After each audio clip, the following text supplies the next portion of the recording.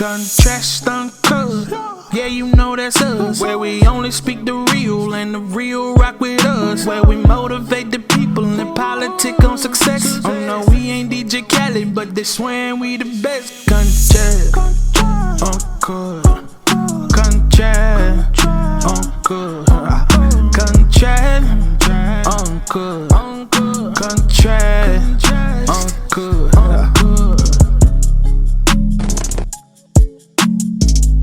What's happening? It's Contrast Uncut. It's season 5, and this is my spotlight episode, Talk to Spirit edition. I want to give a big shout outs to Uncle Snoop's Army and Bobby D Presents. I appreciate you, brothers. It's your host, Xylo, and today we have an incredibly dope special guest.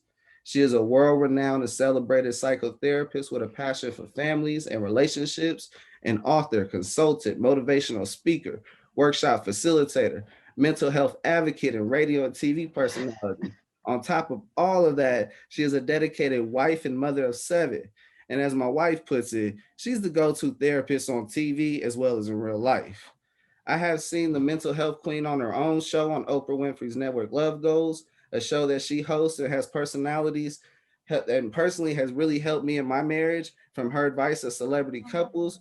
You may have also seen her on big shows, the Daily Helpline, Dr. Phil, Steve Harvey, Ricky Smiley Morning Show. I mean, just to name a few. Or you could remember her from the Sirius XM radio show and CBS radio, where she hosted a live call-in talk show about love, sex, and relationships. I'm talking about this lady is one of those ones where you got to look at a blueprint of her career and just understand that the work she put in is the way she arrived. And that's the positive side of light, is that sometimes, you got that side where everything's negative and, if you do bad things, sometimes that could happen, but it's the same thing if you do great things could happen. And if you don't know who I got on the show by now, it's all good. We get all episode to Talk to Spirit Enterprises CEO, as many free advice without it being Friday and daily spirit gems as possible. I'm talking Dr. Spirit, everybody. How you doing, Queen? Oh my gosh. Listen, I with that kind of introduction, that's incredible. That has just taken me back across the journey. So thank you so much for all of that. Wow. Oh, it is an honor and a pleasure. I gotta tell you from the jump, time is the most finite thing we have on this earth. Gotta tell you how much I appreciate the Amen. time rocking with me, rocking with the viewers and the listeners. Thank you. My pleasure. I'm always happy to be here and spread the message. Yes, yes, yes. Speaking of time, Dr. Spirit, what's a normal 24 hours for you? Mhm. Oh, there's no such thing. When you have 7 kids and a husband and a business and clients and all of that, no 2 days look alike. So what I've learned is to just kind of pay attention to my body. I'm getting better with that as I get older, listening to the natural ebb and flow and trying to just not think about what yesterday was, but what today needs to be. Because tomorrow, listen, after if we didn't learn anything in 2020, right? Tomorrow, the way we envision it is definitely not promised to us. So it's about how can you be like water? How do you ebb and flow with the moment so that you don't find yourself in constant conflict with what you wanted it to be, trying to force it to be that instead of dealing with what actually is, because that's what we're only in control of. Whew. And you think that just watching Bruce Lee movies was just a part of Kung Fu? Yeah. I'm going to try not to laugh myself through this. You are so funny and awesome. That's really good.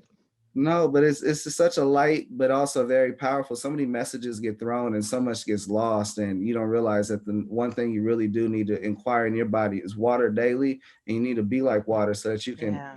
just go through things. You can be in a current or you can get out the current. hmm Come on, ebb and flow, because that's the only thing that you are in control of is how you are responding to a moment. And if you're disconnected from yourself, then you won't be able to respond appropriately in order to give yourself what you need for the next moment. So it's really like, how can you constantly be in tune with yourself as you're navigating every single moment? And I could admit myself, I had a moment this morning where I had to catch myself and had to apologize. I mean, we're Mm-hmm. all human and things do happen, but as much as you could Mm-hmm. have wisdom and nourishment to certain situations, sometimes you become that person. And then monster. Yeah, and the thing about that, that's good. That's good. When you think about the thing, when you find yourself in that moment, what I tell people is it's about becoming curious, right? Because if you know the person that you want to be, but things trigger you into being something different, that's where you have to get curious to go, what is this about? That just pissed me the hell off. What was that? Oh, now you made me want to fight. What is triggering that? Because that's not who I want to be. And usually when the person is provoking you like that, it has nothing to do with them. It's from another point in time in your life, and it just presses that button that takes you back there. So it's really interesting. If you can get curious about constantly being reintroduced to yourself, it really empowers you in a different way. And the things that made you feel that, like that in that moment, you'd be like, oh, see, the old me would have showed up like this, but this is how I know I'm growing because the new me, that hit in a different way. And I can respond to you in a different way in this moment. Whew, the reflection looks so much nicer when you put it that way. Yeah, man. Yeah, it is. And just learning how to meet people where they are and realize that they're in our lives provoking us in certain ways for a reason. And that allows us to really be in control and go, I chose this. I chose you. I chose this moment. Everything that I had before this led me to this moment. So here I am. Do I have what I need? Of course I do. Let me go inward, not outward to lash at you, but let me pay attention to what you're creating and provoking in me. It's a different way of doing it. Powerful, powerful gem from the jump. I'm talking that was like Mm. a 20 karat diamond on a conveyor belt. They had to have reinforcement. Sheesh. Queen, I have That's a quote. good. Let me know how this quote relates to you, or if it doesn't, the ideas, I want you to just talk about it and just, let me know how it relates. It's relatable. I go with the spirit, Hmm. no pun intended. Let's do it. Okay. My mission in life is not merely to survive, but to thrive and to do so with some passion, some compassion, some humor, and some style. Maya Angelou. Mm. Oh, let me tell you, that's so interesting. I've never heard that quote, but that lets me know that she is definitely my elder. She is definitely an ancestor because that is my tribe right there. I constantly tell people that we are naturally hardwired to survive, right? That whole Darwinism, survival of the fittest. DNA is the most selfish thing that we have on the planet. We all have it in us, and we are made to survive by any means necessary, right? And so, as it relates to mental health, I'm constantly telling people that we all have mental health, but what we don't all have is mental wellness. And that is because our ancestors have been in survival mode for so long. If you look at our journeys, whether it's been enslavement, whether it's been forced migration, whether it's been genocide, starvation, famine, we've just been surviving.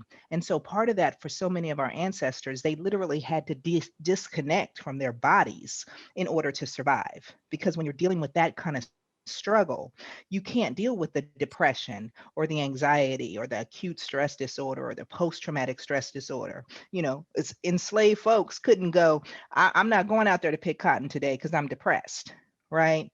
The punishment for depression back then, they would literally beat you until you found life in you. They would cut off limbs in order to provoke you or motivate you to get back at it. So, in order for people to survive, they literally had to disconnect, which meant that so many of us were walking around literally just surviving. And so many of our ancestors and our elders have said to us, of course, I love you. Of course, I've taken care of you. I put a roof over your head. I put food in your belly. Don't ask me about feelings. Don't talk to me about how you feel. Forget your feelings. Don't cry. I'll give you something to cry about, right? We have all these lessons about being disconnected from ourselves in order to now just survive. But here we are in this moment where we can connect to our wellness so that we can move from surviving to thriving, right? That's a different place. Surviving is just having all of the needs met so that my DNA can continue. But to thrive means to actually be plugged into myself, to feel a state beyond just getting by, to be able Elevate. to feel joy, to be able to feel intimacy, connection, to feel alive is literally to thrive. And that's something so different. So honor to the queen, honor, honor. Ooh, I adore Dr. Angelo. Whew, Mm.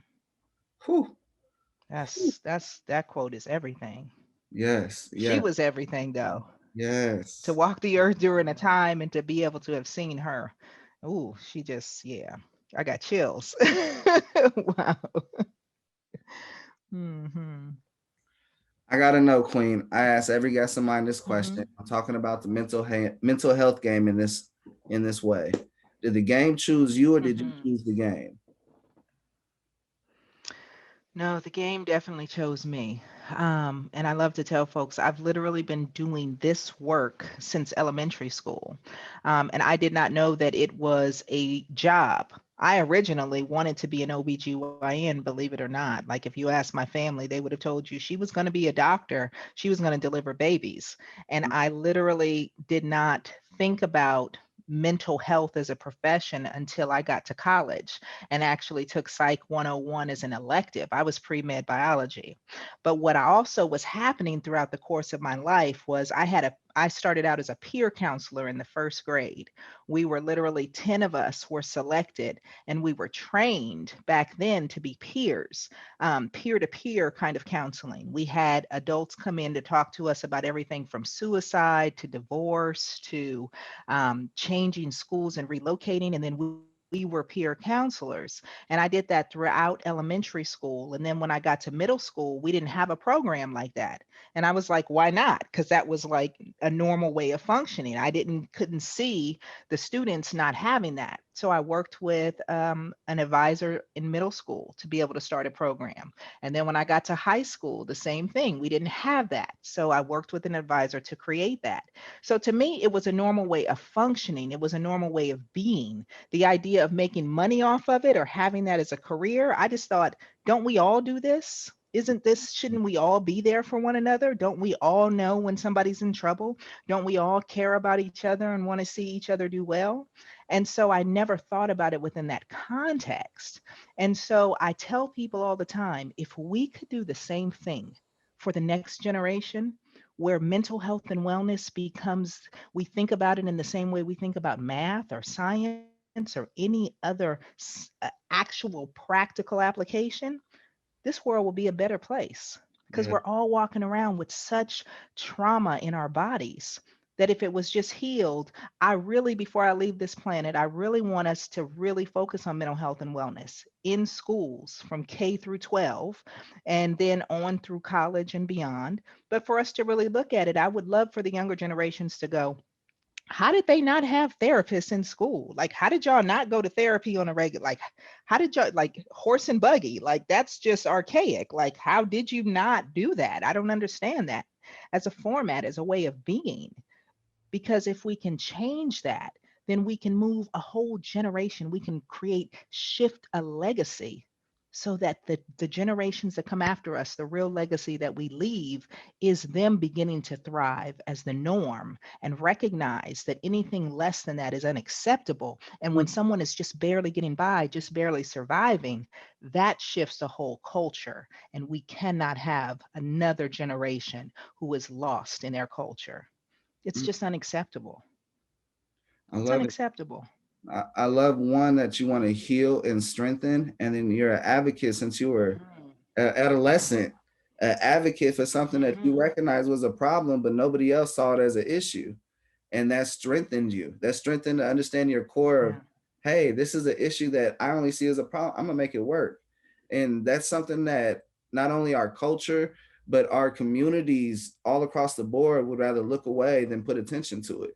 And that's something that Yeah. yeah, advocacy of paying more attention to so that we can strengthen each other and we can all rise. And it all starts in the mental health. Because like for me, It I grew up absolutely does. Say that. Say that. like because it like for me, I grew up where dysfunction was a okay situation. It was normalcy. It was something that we dealt with Mhm. every day in our atmosphere. So when someone else didn't experience dysfunction, we're looking at them like they're the problem. And then as you continue to grow, you real like your parents don't want you to discuss the dysfunction. And so you can't Mhm. go to school talking about what's going on. And then, eventually they get themselves in situations. And then Mhm. eventually the stuff comes out and you just got to elevate and you got to pour that energy into that excuse of why you shouldn't do it into why you should elevate and arrive. You know what? It's so critical, and I'm so glad that you point that out because it takes me back, and I use this almost like in every interview that I do, but it's just because I like absolutely believe it, and it's the saying of that one of my colleagues, Resma Menakem, has said, and he says he teaches about trauma, and he said that trauma within a person decontextualized when you don't understand what's happening within that person, trauma looks like personality. So you think it's your personality, right? And that trauma decontextualized within a family looks like family dynamics. And that trauma decontextualized within a people looks like culture, right? So if you really think about that and you think about some of the culture of various groups within our groups, right? Within who we all are, and you go, why do they act like that? Why do they function like that? If you're not really asking the question, if that's just a rhetorical, why are they like that? But you don't really go deep enough to contextualize the behavior to recognize they are traumatized. They are a traumatized people. They are a traumatized group, and they are having stress responses. They are having debilitating responses to years and generations of trauma. So we don't really understand what we're looking at. We're looking at groups of people who are walking around in survival mode, doing the best that they can, who have been told that their feelings don't matter, just simply produce. But because your feelings are everything, your feelings are the foundation of why you show up the way that you do, because your feelings are your body's alarm systems for how you get your needs met and what needs you have. But because we're disconnected, we can't identify our feelings. So I can't identify when I'm feeling vulnerable. I can't identify when I'm feeling in danger. I can't identify when I'm feeling hungry. I can't identify when I'm feeling lonely. And if I'm good enough to identify some of those feelings, I still have been conditioned to believe that my feelings don't matter. I haven't behaved in places and spaces where I believe that those feelings can be supported or taken care of or fulfilled. And I don't have the coping skills, or I've been dealt with all this toxic femininity or this toxic masculinity that tells me I don't have the right to ask for my needs to be met because then I'll be perceived as weak or less manly or less womanly. So we've got all of this toxic culture that re traumatizes us over and over, while meanwhile, we're just trying to do the best we can to survive every day and take care of ourselves and our families. Come on. It is insane the way all of this just taxes our mental health and wellness every day. Absolutely. I mean, it definitely puts a a challenging perspective for one to relate to people. But Mhm. when you do find that common ground of relating to people, you sort of cling to those people. And when you cling to certain dynamics, you can get that negative approach as well, because that's all people know. That's all we know. And then you don't get to older and you Mhm. realize that was a whole bunch of nonsense. And then elevation, That part. elevation always. That part. I tell people all the time that. I tell them that, your relationships, intimate and platonic, your relationships are a reflection of where you are on your healing journey. Because the people that you're choosing and the experiences that you are choosing are just reflecting back to you where you are. And they're allowing you to either heal all of that trauma that sits within you as it continues to re-trigger you, or it allows you to just reenact those same unhealthy cycles because now you're older, and so you have the resources that you didn't have in earlier parts of your life. I'm a grown up now. You're not just going to talk to me crazy. I'm going to get back with you. I don't need this job. I got money. I can go ahead and make my own way. I have my own house to go to. So I can show up with you in ways that I couldn't show up with my parents or previous employers or people who broke my heart. I'm a lot more mature and I have a lot more resource now. So how we show up is either like, I'm going to fight you and fight everybody else that I could not fight back then. You become the representative for them. Or, you know what? I'm trying to leave all that alone and I want to do this a different way. And so this is healing me by giving me a chance to show up and use different parts of myself in the now. As oddly It's as it, very interesting. something that really helped me is understanding the definition of insanity and how to use it into ways of Mhm. what you're doing, and how are you going to grow from that. And then a lot of the times when you use that, Mm. you may think you're like crazy, but no, it's letting you know that, hey, that cycle of what you're doing is not working. You got to find a way to break that Mhm. cycle, because if you don't, it's going to happen again and again. Sometimes it takes Yeah. validation of with your friends and family. Like, hey, I need to put myself out there in a different environment. I need to go out there and work the same way I work with them, with other people, and get your own elevation. And that Yeah. requires a lot of work. It requires a lot of your strength and your mental health. Yeah. And the two things that I will say that it requires more than anything, believe it or not, one, I call it take a beat. It requires you to take a second, no matter what, give yourself a good 30 to 90 seconds before you respond. Because what happens is the way that the brain, it's just such a superior organism, the way that it's made in order to increase your likelihood of survival is if it's met with the same kind of situation over and over, it doesn't have to go through all the same steps to make a decision about how it's going to respond. It's like it takes a shortcut. So you become reflexive in how you show up, right? We call it impulse. You just respond impulsively. You did that, so I just went. But that means then that we're not present in the moment.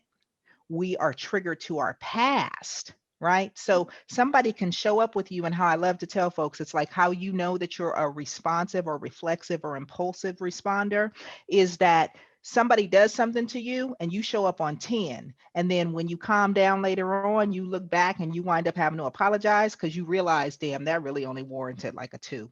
Like they did that and I just went in because, I can't take that. Like when people do that to me, yo, I just can't handle that. So if you can just take a beat, it allows you to get present in this moment. And then you can ask yourself, what is it triggering in me? And how do I want to show up? And sometimes we have to behave different than how we feel, right? Because the feeling is triggered to where we're going back to, but the behavior is something that we're in control of right now. But we have to disconnect and rewire those parts of ourselves. That's part of the healing process that brings us to new spaces. And that takes time. You can't just automatically go, I want to be a different person.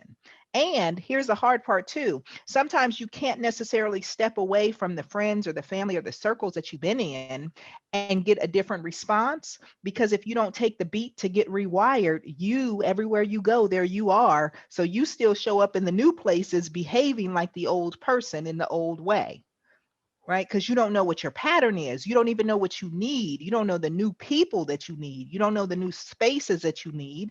And then you walk around and you get into those places of peace, and it feels uncomfortable because there's no chaos. Your body is used to moving. Your body is used to dysfunction. Your body is used to drama. Your body is used to being provoked. So when people even come at you gently, you've already been burned. So you show up, don't touch me. What's going on? I don't trust you. I this.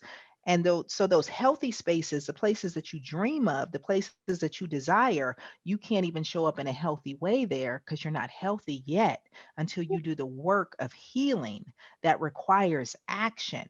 You can't just show up and be healed. You will show up and be disformed or deformed in those places and spaces. And that doesn't serve you either. Whew. Right? That's why we have those same patterns. We date the same kind of people. We have the same kind of friends. We go, how did I wind up here? Man, this must be all women are this, or all men are this, or this is how life flows. And it's like, no, that's how your life is flowing because you keep choosing the same patterns that take you back to the same place because you haven't healed the things you needed to heal to attract a different experience, to choose a different experience, to create a different experience. And that's the journey of mental wellness. Whew.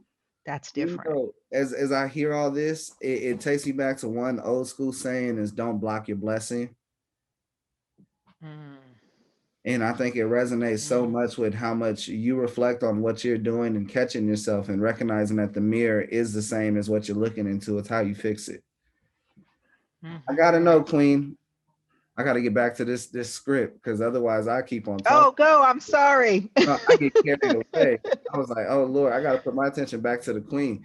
What was your Okay, come confirmation on. being in mental health and psychotherapy was what you're going to do with your life? Like, when did it come to where, would you say it was when you were in middle school and you put the peer advisory back into full effect of recognizing how everyone feels? Or would you say once you got to college and you recognize that they had a actual field for what you felt deep inside and passionate about to arrive at? Or would you say it was later down the road when you started to get a camera in front of you and recognize that you got more help more people with a camera in front of you versus the people that come into the room? Like, what was that confirmation that you knew that Wow. this is it? You know what? That is a great question, and nobody has ever asked me that question in my entire 20 years of doing this. That is a killer question.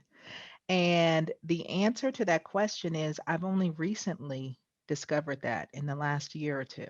And I'm coming to rediscover it in a deeper, more meaningful way at this point in my career.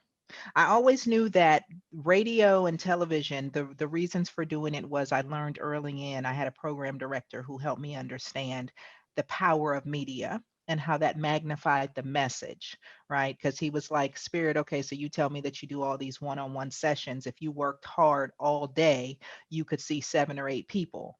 But every time you get on the air for me, you're talking to over 100,000 people every 15 minutes, right? And so when he put that in perspective, it was like, whoa, because I know that most of the people that really need help, I'll never see them in my office. And he was baiting me. That's how he actually got me to do this radio show that he wanted me to do. That's a whole nother story for a whole nother time. But to your point, what I have said for a long time is that anybody could do this work. Anybody could do it. And I genuinely believe that to be true. But what I have also learned is that everybody is not doing it the same way, and everybody doesn't understand it the same way. The foundation of what mental health has actually been in this country, the complexities of systemic racism, the complexities of lack of representation. When you look at just clinicians across the country. The American Psychological Association told us most recently that 90% of clinicians are white. And that is not in and of itself a problem. But when you look at the diversity of America, what that says is that you have a whole population of people that are not represented in the clinical space. And so, not understanding the cultural nuances of a people, not having an understanding of the history or the experiences of a people. And it may not even be intentional by those white clinicians, but just the way that we have matriculated through our academics, the histories of so many people have been left out of that conversation. So we don't necessarily understand the struggle of enslaved Africans and African American descendants, of first generation immigrants, of Asian Americans, of Pacific Islanders, of indigenous peoples. There are so many groups that we don't understand, of our Latino community, of our gay and lesbian community, of our transgender community, I mean, of our communities with disabilities, of our communities with mental illness. I mean, I could just go on and on. There are so many people that get left out of our understanding and also out of the visibility. And because we don't see them, we don't recognize their existence, we don't learn their existence, we don't empathize with their existence, we don't know their existence, we don't know their struggles, we don't know their strengths, we don't have a respect and an appreciation for them, we don't have a respect and an appreciation for diversity. We have just started to move past tolerance, right? We talk about, having tolerance of people, just even the thought process. Who are you to need to tolerate another human being, right? Like just the way that we see humanity, how we see each other, it's lacking because we've been conditioned to have that silenced in the way that we understand one another. And so, as I'm coming to really understand the meaning of the work I do, as I'm coming to understand, and I work with a lot of people, like clinically speaking, I have worked with so many men, women, and children in various formats, from group to individual to couples, and to understand how I see trauma, how I see humanity, how I see mental wellness.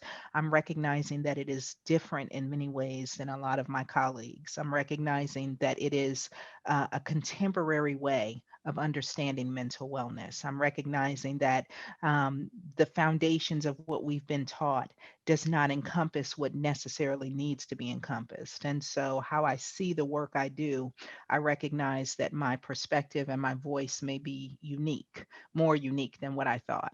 I thought I'm one of many.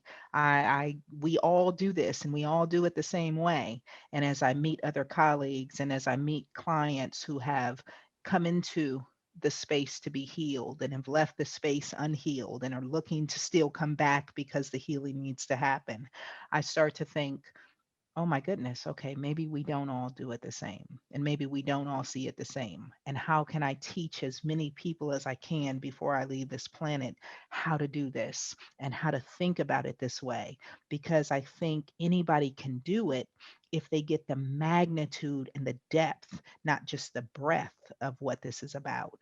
It's a way of existing, it's a way of connecting, it's a way of healing. But first, it has to be a way of understanding within us. And that's the seed that needs to be implanted within the next generation of healers. As you're revolutionizing mental health and the aspects of it, you know, for the 90% of your colleagues, would you say that's more of negligence or just naive, like they're just being naive to reality? Because that's something that Mm, I personally struggle to understand with how certain things move. Like I personally, I come from the struggle, from the gutter. Like we're all yeah, mixed bunch of people, and like our yeah. whole family's diverse, and that outlook always gave me a positive understanding. And then it's like, oh, why, where is the comprehension of the growth? Are they naive or is Hmm. it negligence? And I wanted Hmm. to ask your professional opinion, because as you said that, it reenacted a trigger that was like, man, she's really revolutionizing something that people slept on. A lot of Hmm. people slept on the idea that, hey, something's wrong inside and no one's willing to help me. And it's, on Yeah, the side of the map, yeah. on the other side of the spectrum, they're getting help. They're getting different understandings. They're able to release these different cognitions that they have built up, and able to release it, versus us, we're still battling that. And it comes into one battle to Hmm. what's going on in front of us, and then it carries through, and then eventually you'll address it, or it'll address itself. And it's just Yeah, naive or it's yes. negligence. And because I just, I want to go. That's good. Xylo, that is such a good question. And it's so ironic that you talk about it like revolutionizing mental health. Because I literally on social media, maybe about 2 or 3 weeks ago, just updated my profile to say that I consider myself a bit of a mental health revolutionary, if you will. And I had to go and look at what the definition of a revolutionary was because I wanted to be real. I choose my words carefully. And when I read it, I was like, yep. Yep, that's exactly what I'm doing, and that's intentional to do that. And I think that to your question, is it naivety or is it negligence? I think at this point it's a desired naivete that leads towards negligence, right? Because most people don't have the desire or the willingness or the motivation to do the work that's necessary to have the understanding. At this point, you're just complicit. Like there's no way that you don't recognize that certain cultures have been left out of the mainstream culture, right? That we have decided that there is a hierarchy of culture, that is embedded into the fabric of who we are. And that's not just a national conversation, that's a global one, because people are struggling in their mental wellness all over the world. There are powers that be that could care less about the average person all over the world, right? Power, supremacy, ethnic supremacy, however we choose to see those dynamics, that creates something that is a global, unfortunate human aspect of the way we show up with one another, right? So if you know that, but you are then willing to sit back, especially in places and spaces where you call yourself a healer or where you set up shop to help heal people, but you don't do the work to be able to do that, then you are absolutely complicit and negligent in a system that continues to abuse and traumatize people who have already been abused and traumatized. And so when you talk about white people just within the United States, right? As we talk about that conversation between surviving and thriving, it's almost like if you look at it like a sprint. right, on a track, and you actually have runners. The way that the culture has been set up, it has been set up in a way that has allowed them to move, the majority of them, to move from surviving to thriving far longer than many other groups. And so when you say, okay, so my Hispanic brothers and sisters are struggling still, my Black brothers and sisters are struggling still, my Indigenous folks, God bless them, are lucky to still just be alive after everything that's happened on this continent that has been set up to basically move them towards extinction, right? Extinction. So when you look at these concepts, if you don't realize that other people have just moved towards wellness and they've had more opportunity, they've been doing it longer, the system is set up in place for them to have that thriving and flourishing, then you won't understand why some folks still are over here just struggling. And if you don't get real about the history of that, that as they move towards thriving, that there have been literal systems and acts put in place in order to push them back down, because there are some groups that we don't want to see thrive. There are some groups that we want to always stay on the bottom so that they continue to serve those folks who are thriving, right? That has been the culture. And that is a history, that is a documented fact. But if we never deal with the fact, if we are overwhelmed by the fact, if we want to clean our hands of that fact, if we say that those facts have nothing to do with us, then what are you doing in this moment? Because if you're benefiting from that, if you're perpetuating that, if you're not acting against that, if you're not moving towards dismantling that, if you look at it and go, oh, that's so sad for them, but then turn that off and your reality looks different, you are complicit in the very things that you shake your head and say shouldn't be. And that's every one of us. We all have the ability to affect change because we all can do something with where we are, whether that's in your household, whether that's at your place of employment, whether that's in your community, whether that's in your nation, whether that's in the world. We are all interconnected as global citizens. So we all have the power to do something. It literally just has to start within us. So we have to move from changing that naivete to willing activism, first with ourselves, then with the people around us. That's Yes. just, it's such a great question. Whew. Whew. Hey, you had a full It is. conveyor That's belt so of good. gems going right there. I'm talking about they was coming out five at a time. Oh my That's Lord. great. I But mean, these are so deep. Like, these are great questions. it's just one, I love being transparent, and two, something that they told me my Mhm. gift is that I'm very personal. And sometimes I can't look at the script and go not say what my gut is telling me to say. Because there's Come on, come through. certain things that just point out, it's like, oh, that was a leverage. And I feel like I saw the leverage and she gave it, and boom. And just it continues to open up like onion layer skin. And Let's none go. of us are crying. So you can tell we've been through the trauma to understand it. Come on. Come on. That part. That part. Yes, ma'am. I feel it's always someone that's invests an idea or puts someone in a position to reach their dreams. I really got to know, who do we owe to thank you for investing into your dreams? Oh my goodness. There have been so many people along the way. Like, I love to tell folks, when you guys see me, you don't see everybody whose shoulders that I'm standing on, right? And I don't take, even though my team will go, oh no, that's all you. I really feel like I have the easy part, right? Because I just get to sit up and just say the thoughts and the feelings that are coming out of my body. But it takes a whole team behind me. It's taken a series of a great therapist who has worked to heal me, who taught me many years ago that you can only take people as deeply as you're willing to go. And then I had to swallow that and go, okay, I want to go deep. Right? Because I wanted to be able to really help other people go deep. And I wanted to be a reflection of that. And going all the way back, we are built, life is developmental. So every moment builds on the next. So there hasn't been a single person by their presence or their absence who hasn't shaped the person that I am.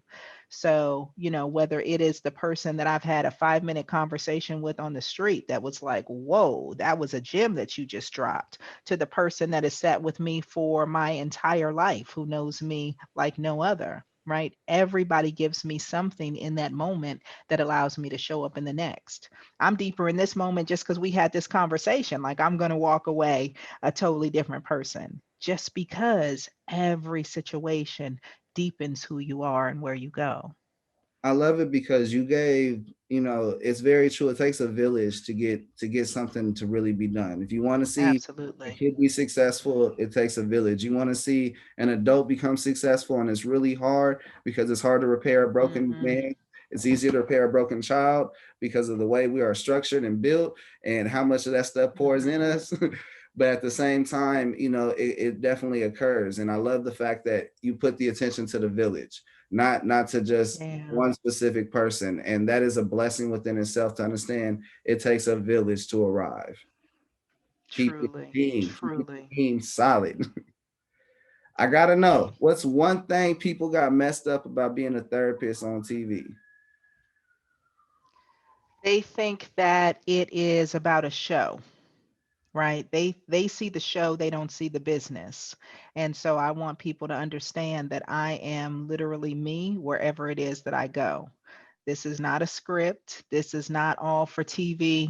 I've seen some folks as I've read things on social media and they'll go, "Oh, of course she answered that way because they gave her the script beforehand." Or, "Of course, that's TV and she knows these folks."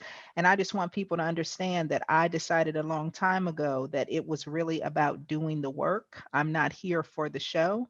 And so everything that I sign up for and sign on to has been about showing people what healing looks like. And so these are not scripted places. I don't allow people to write scripts for me. I actually have so many stories that have been just hilarious over time where people have literally tried to write cue cards and you can see them in the background like turning away and trying to chase me with the thing because I'm literally like, "No, you don't get to say my words," right? I am not a parrot. I am not here for you to decide what you think that mental health looks like because it's great TV. I'm not here for you to exploit somebody for someone else's entertainment. I am here strictly for the work. And so, even with the clients that I have worked for or worked with on television, and I say work for because I'm there for them, my philosophy has always been everywhere I go, listen, if you guys want me to be a part of this project, that is absolutely great and I'm honored. But my one request is let me do my work and allow the cameras to capture what the work is, right? And I think that that's very important. I never want anybody to be able to walk away and go, "That was a production, that was a show. This was all this. Let me tell you what was really happening. Let me tell you how we really scripted that." I never want to be a part of a thing like that. So when you see it and when you see me, know that I'm doing the work and know that the people that are sharing themselves with you, that are being vulnerable enough for you to see their stories, know that they're doing the work too. Oh yeah, no, she is the real deal. Because some of my darkest times last year, my wife was showing me this beautiful lady named Spirit, and she had a whole bunch of game to drop to our situation, and she don't know us from a speck on the Mm, wall to the dirt on the ground. She don't know us from nothing, and she helped us so much. And my wife was extremely thrilled. I mm. was able to get this interviewed, and I was like, that is something that when you speak about from TV to reality to real life, you're able to really Mhm. help so many families and so many couples and so many people in understanding themselves and understanding those thoughts that just run wild. Oh, man, let me tell you, that means so much. And that's the whole reason why I do it. It's like as I'm constantly learning myself and being reintroduced to myself, it's really a reflective. I'm constantly in my head and in my body, and I feel like I'm just always ever evolving and ever growing. And then thankful that I have people around me that go, "All right, yeah, I'm going to tolerate your conversations. God bless my husband," because I'm always just bouncing off like, "I just got this idea, right?" Or "I just have this thought." It's like an informal theory, but what if this connect? I'm there. But I think as I do that and as I'm learning how to see the world differently, I just want other people to have that experience too, because it's so incredible. It's so incredible knowing like you are enough and everything that you have experienced has made you better. Like you are incredible for who you are, not in spite of it. And how do you heal those wounds and use that for your testimony? How do you use that to know that that's just constantly strengthening you and deepening you and better preparing you for what you need in order to thrive? Like, how do you take every experience that you've had before in order to channel it? to then bend the room in the way that you want it to bend every single time you show up? And how do you make sure that you understand that you have everything you need so you don't have to be anxious? You don't have to worry about the next moment because you have what you need in order to take care of you in the next moment. And if you don't, you can learn it now. And then how do you use that to be gentle enough and loving enough in your words and in your being to pass that on to the next generation, whether it's your children or the children that you come into contact with? Like, how do we really make the world better than we found it? How do we leave it that way? But how do we create it for ourselves too? Because we're somebody's baby too. So, how do we create paradise right now as best we can and find our joy while we're struggling to survive? I feel like a lot That's of kind of where I am. yes, no, and you hit it right on the nail on the hammer when it comes to the root of it. The root of it comes down to, households, families, and basically Yeah. addressing those, and if you're able to help a father understand how he thinks he can be a better person to serve his children, serve his wife, serve Hmm. his mother of his children, or what have you. Hmm. And Hmm.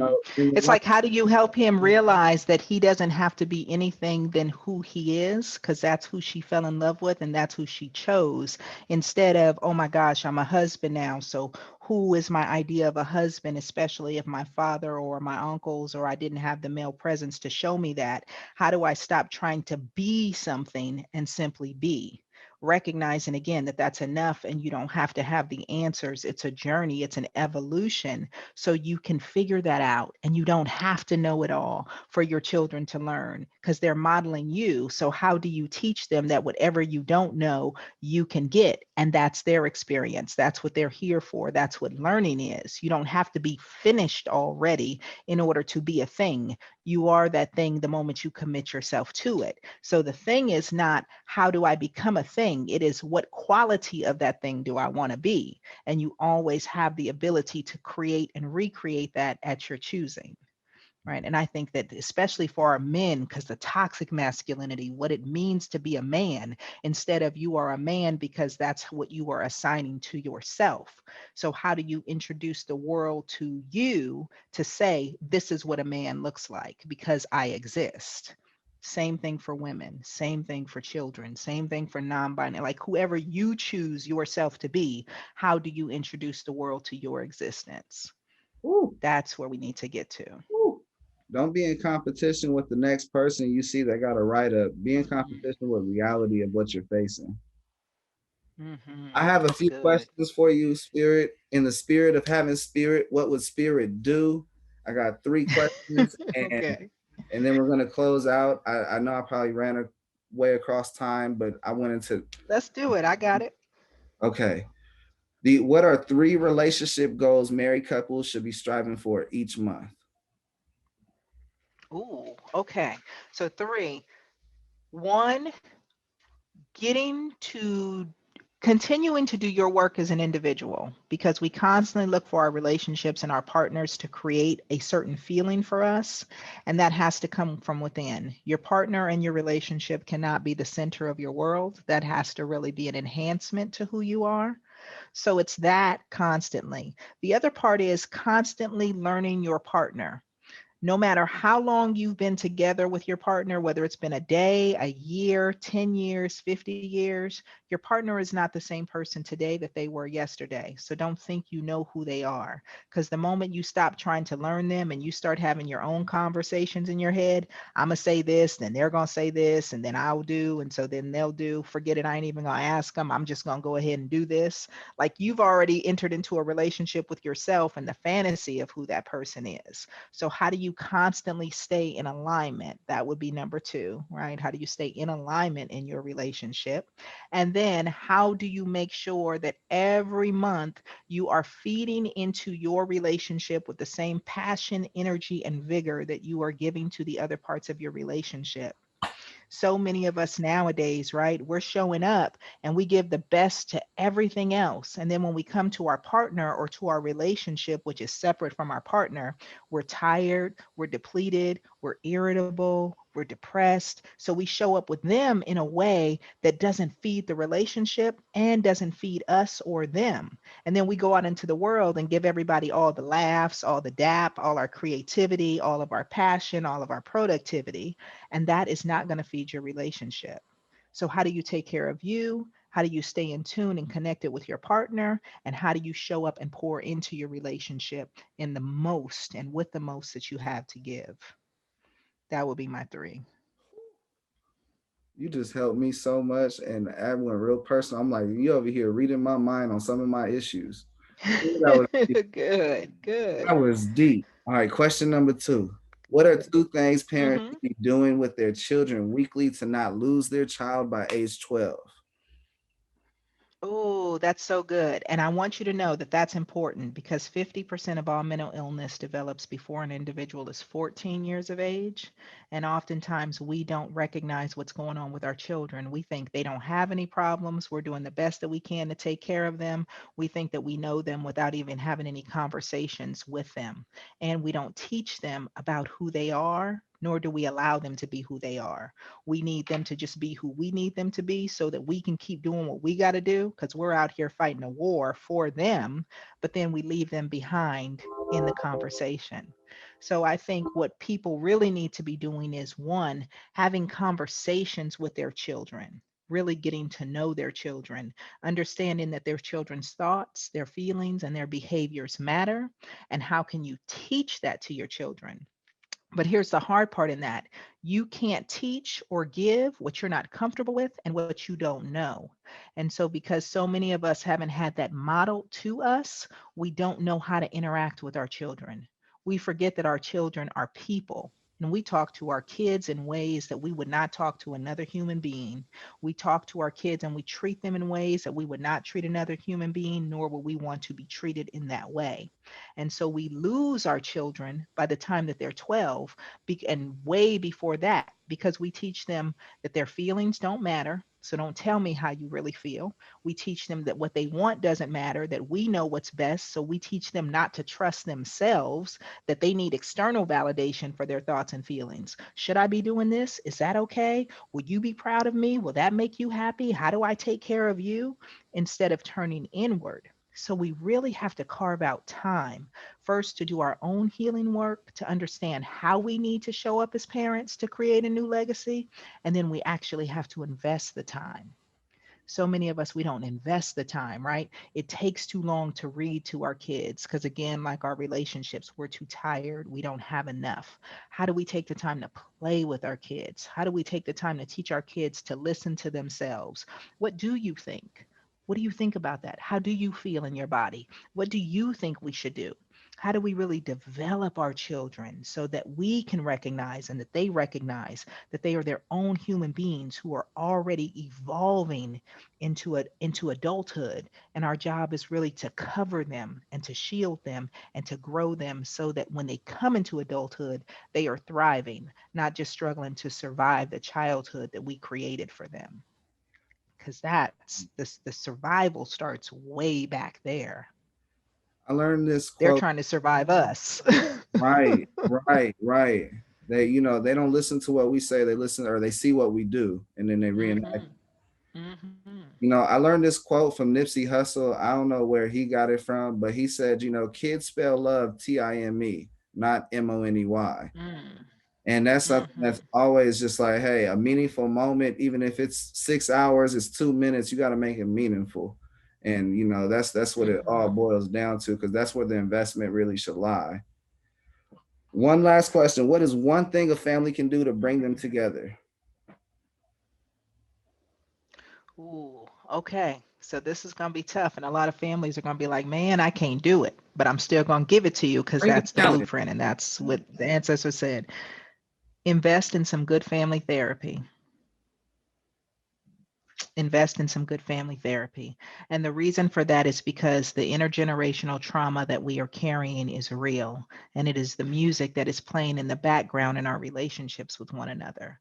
So we don't understand why our mom and dads are irritable, why they're sad, why they're frustrated. We don't recognize that they have abandonment issues or rejection issues, or they were neglected emotionally, or they weren't validated in those places and spaces. So then how we see them is with a disconnect, is with frustration and resentment for all the things that they didn't do and what we didn't get. And we don't see them as human beings. And they don't understand themselves because they had similar disconnects with their parents and their grandparents, because everybody was just trying to survive and nobody was being honest about the trauma that they are all carrying. So then when we try to interact, we're interacting with all of these things that are between us, all of the fake, what we think parenting is, all of the fake, what we think being the expectations and the roles that have been put on us. We have all of this stuff that doesn't allow us to show up with each other in meaningful, healthy ways to really decide what kind of experience do we want to create? What do we want our legacy to be? And until we heal that generational trauma, we are literally just walking around cut, wounded, and bleeding on one another, acting like we don't see it, but we feel it all the time. And so, generation after generation, we're suffering in silence. So it really is, how do we stop with the family secrets? How do we tell people the real deal? All of that, don't talk about what goes on under this roof, what happens in this house stays in this house. Connect people back to their bodies by talking about the domestic violence and the substance abuse and the molestation and the abandonment and the leaving home and the infidelities. Like, tell the truth about our family history, because the guilt and the shame and the secrets is keeping us disconnected and making us feel bad, and we don't understand why. So, how do we heal whole families? By giving everybody all the pieces of our lives, understanding that everything that we went through, there's no shame or guilt in that, because it took all of that to bring us to this moment, and we have survived. That makes us warriors. We are the strongest, we are the fittest, we are the most prepared for this moment in time. That's how we're going to heal families. Yes, yes. That's what we would heal. That's it. Come on, come on. Get to the root That's of the it. issue, give it some water and give it time. Hmm.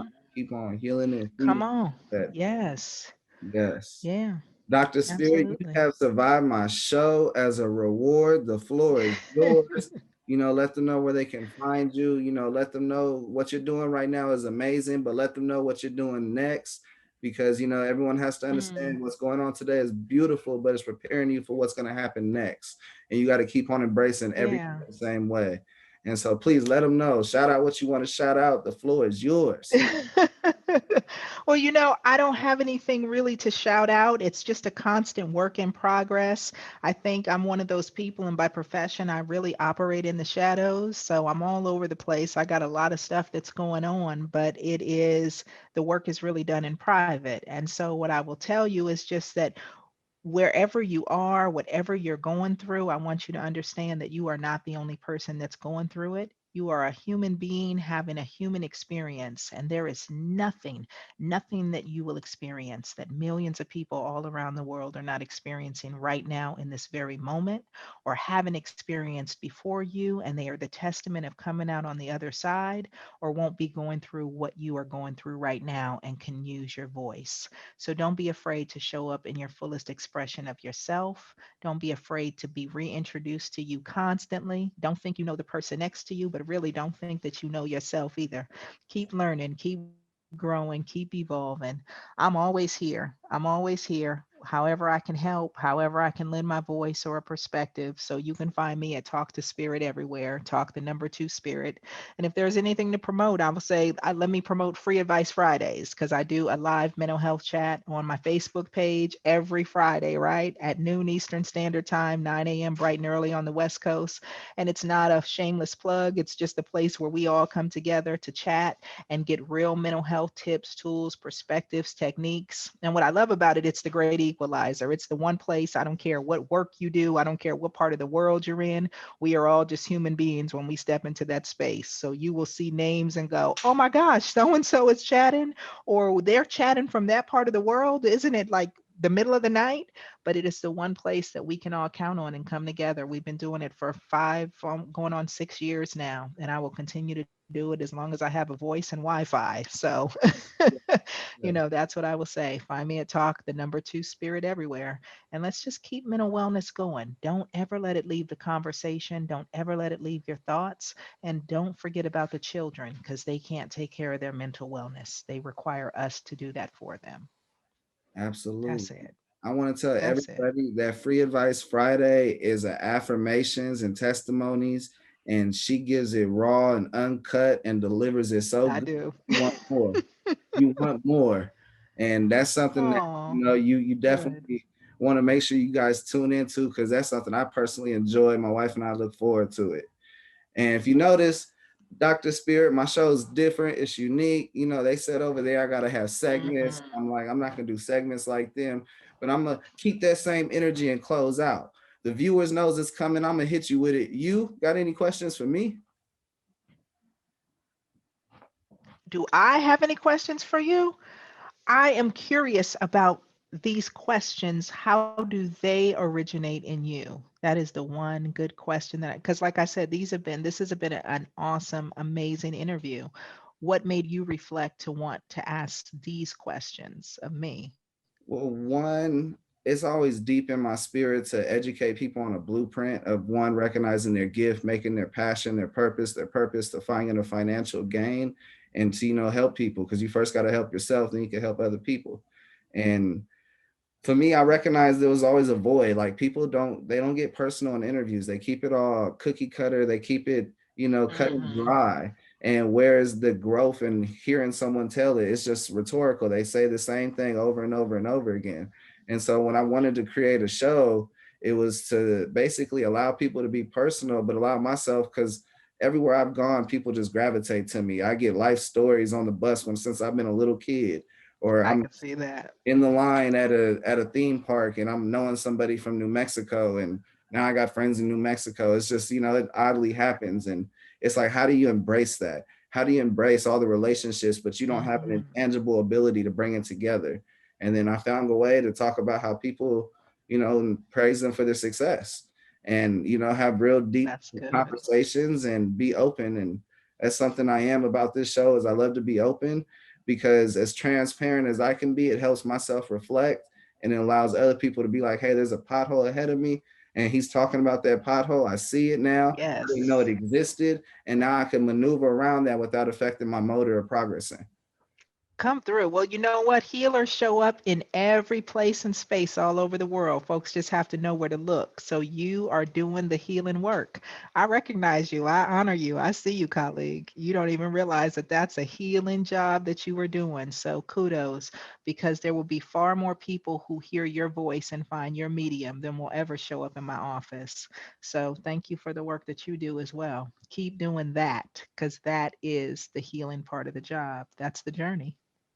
The most important thing I got out of this is I got a lot of healing and understanding for my own understanding. I learned a long time ago if I have these same questions, a lot of people have the same questions, but they're afraid. Yes. They don't want to Yep. ask. They don't want to know. They don't want to know something that can actually help them grow. They'd rather say, hey, I throw more water into the concrete, maybe this rose will grow. And it will, Mhm. but you got to put a Mhm. lot of work into it. Yeah, well, they're afraid. A lot of people are afraid because if nobody else is asking the question, they trick themselves into believing it's because they all know and they're the only person that doesn't. That's why I say on social media, for therapy, it's like, come on and let me teach you how to live the life you perpetrate on social media. Because that's all everybody is doing. Everybody's just perpetrating, but we are really having the real human experience below and beneath the surface. We're just quiet because we're like, oh, nobody else is raising their hand. All right, I don't want them looking negatively at me, so let me just be quiet too. And then we all suffer stupidly in silence, right? Never getting the answer to the question. Nobody knows. And then we have another generation of stupid floating around trying to then lead other people. Come I on. mean, you only need to turn on any channel at this point to understand and see the ramifications of that. Come on. The only way the blind gonna lead the blind is if someone's outside on the hood of the car. That's good. That's On good. that note, it's Contrast Uncut. It's season 5. This is my spotlight episode, the Talk to Spirit edition. And boy, we chopped it up. I want to give a big shout outs to Uncle Snoop's Army and Bobby D Presents. I appreciate you, brothers, because I wouldn't be able to do incredibly dope stuff like, chop it up with Dr. Spirit about her history. And I mean, she let them gems fly. I'm talking about she had a conveyor belt just busting out gems. 15, 20, 30 carats. I'm talking about if you got hit face with a gem, just hope the crystals just marinate in your body and you absorb it because you're going to elevate from that. She dropped so much gems on here that I'm going to hit rewind after I hit close on this record. You hear me? Thank you so much, Dr. Spirit. Wait, and I got to give the shout out because, of course, I am from the West Coast. Hey. Yay. Yes. And I do got to shout out Joseph Clanton. I humbly appreciate you putting all the time, effort, communication, and making this happen, brother. You are a king. Aww. I humbly appreciate you. Blessings on blessings. Peace. Thank you, Queen. You are so awesome. Thank you for a really great interview. I appreciate that. I really do. Yeah, I hope this helps a lot of people. I hope they get. I hope you get a lot of followers or a lot of viewers on this one. I hope so. I just hope to keep the message going. You learn that you have a bigger voice when more people talk about what you're talking about. And that's the thing, is just getting the messages out there. People can grow if they take the time to find it. And like in music, you just need more ears. That's it. Well, thank you for magnifying my message. I appreciate you. I really do. All love. Thank you so much. Have a blessed day. Okay, once you get it produced, make sure you send me the link and all that, and I'll throw it up on my pages too, for sure. Yes. Yeah, I got you. I got you on that. Woo! I got goosebumps. I got you. Thank you.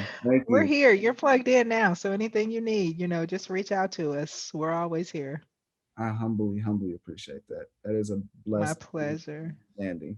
Oh, my pleasure. So nice to meet you. Welcome to the fam, Zylo. Thank you for making me a part of yours. I'll see you soon then. Yes, I hope that would blow my mind. I love it. Tell your wife I say hello. I'm glad that she helped us connect. Yes. No, trust me, I'm gonna call her. She's a teacher and I'm getting ready to interrupt the class. What's her name? Mertisha. Mertisha, girl. Thank you. I'm a fan. Thank you. I'll see you soon.